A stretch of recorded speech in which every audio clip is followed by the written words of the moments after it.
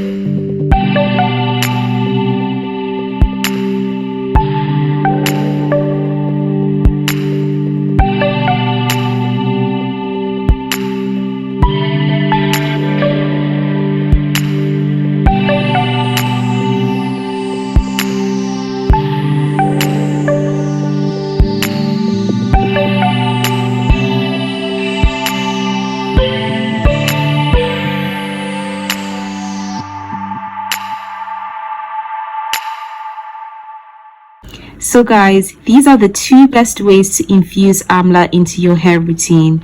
Do let us know which is your favorite in the comment section below, if you prefer AMLA hair oil or the AMLA hair mask. Also, we are currently doing an Ayurvedic hair series, so if you would like to see more videos like this, please click on the thumbs up. We would link below the full video of us applying the AMLA hair mask onto our hair if you're interested. But for now, thanks for watching and we'll see you in our next video. Bye!